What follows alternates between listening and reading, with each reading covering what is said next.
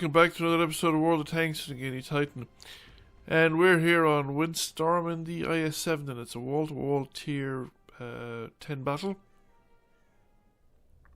And I've just noticed after repeated watchings of this map that platoon number 4 on our team is actually a bunch of people that I, know of from the forums.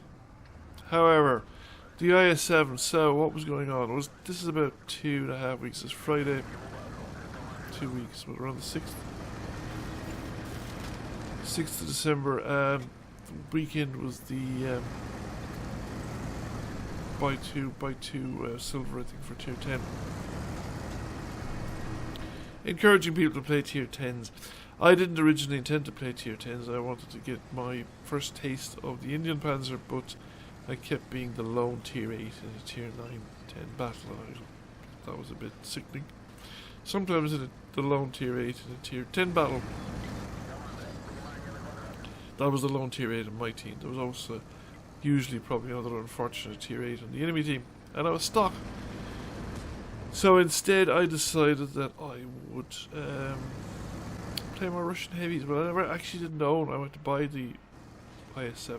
I had an IS-4 which has been sitting in my garage for over a year and a half that I never actually got around to playing. Actually, so, what do I think? Well, I think the IS-7, to be honest with you, is my kind of tier 10. It's the kind of tank that's hard to go wrong with. It's fast, it's brutal, it's brutally well armoured. You get in close, you blow people's faces off. It rewards, I think, that kind of aggressive play. But not stupid aggressive play like the IS-7 in front of me. The thing about me is that I'm fighting him on my own, but he is potentially fighting everybody. All the people behind me can take shots at him, all the people behind him can take shots at him, even if they choose not to. And he's got no support down here because the rest of his allies are just kept above on the higher ground. And they're not in a position to shoot down at me until I start sticking my nose up and getting in their faces, so to speak. And this is the tank for getting in people's faces. Because I managed to do all of that without... Basically all the damage he did to me was the ramming damage. He has damaged my gun. Now the E100 is going to be much more of a problem. Because I'm going to have trouble penetrating the E100 with this gun. At least from the front, or at least unless I can hit the flat surfaces or use gold ammunition, or possibly both. However, the E100 is equally doomed because he's completely surrounded by much bigger guns that can shoot at him from other angles. And he can't defend himself from everything. So he had a Death Star, another IS-7. Whatever's behind the IS-7, what's that? T-110 of some sort. That's one of the tank destroyers, isn't it? The E3, B4. And I thought I saw T-57 Navy knocking around somewhere earlier on as well. So pretty much doomed. But he was supposed to be the last guy standing in that corner. We have completely cleaned out that corner now. So, and we've done it before our other flank collapsed. Which is a huge advantage, because if you can clear out a corner before the flank collapses,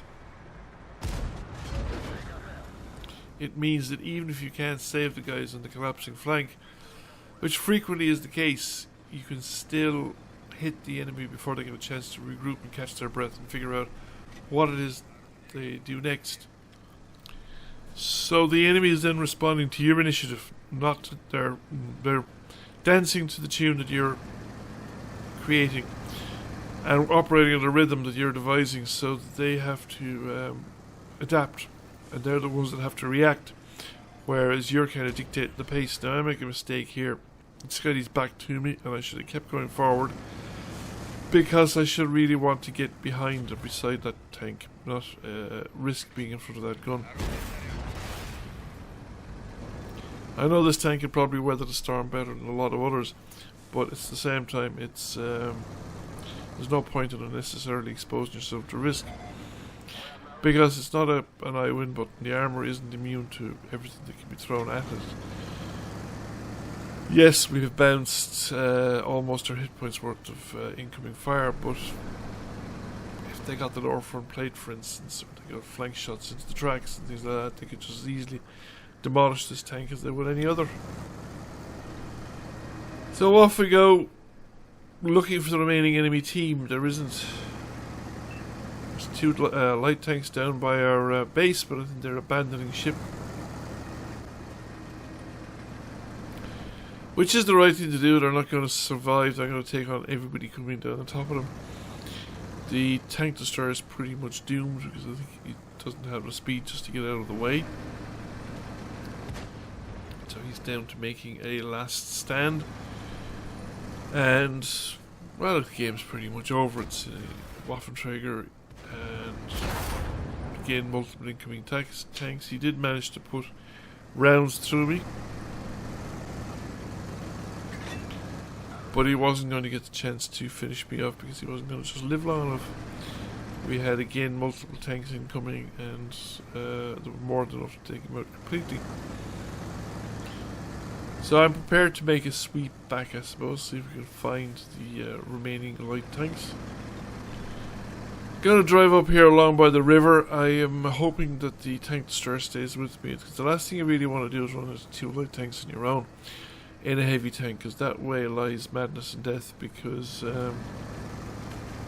you just don't have the reload. But even if I could keep my armour pointed at them, I suppose, depending on how well they knew their trade, which they might or might not do, I have yet to see any evidence that tier 10 is, should we say, significantly better for doing the trade. I think it's better in the sense that the people who know their stuff really do know their stuff. So an individual opponent can be extremely dangerous at tier 10, but on average there's quite a lot of people playing tier 10 who would be, should we say, probably better off playing low tier games, because they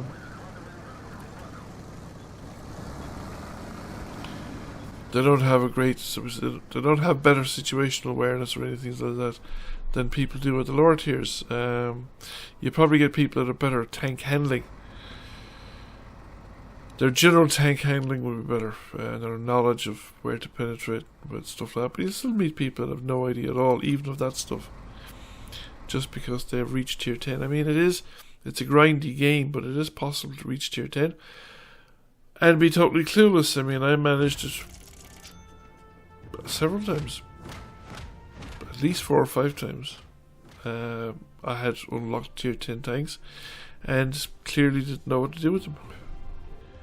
So I came number 2 by experience, 2,849. Number 1, considerably more damage, and he got 6 kills. That's where all my kills went. But seriously though, now the guy has enough damage to justify the 6 kills. Every shot hit, every shot penetrated. Whereas I had 11 hits, 11 shots fired, 11 hits, but only 6 penetrations out of my contribution to the effort. And once again, you can see the game result reflected in the actual results. We have significantly more damage in all categories than our corresponding players on the enemy team. Thank you for watching. I hope you enjoyed the video. If you did, please press like, comment, share. It really helps the channel out. And if you have not already done so, please subscribe to the channel. I will catch you all again soon. Bye for now.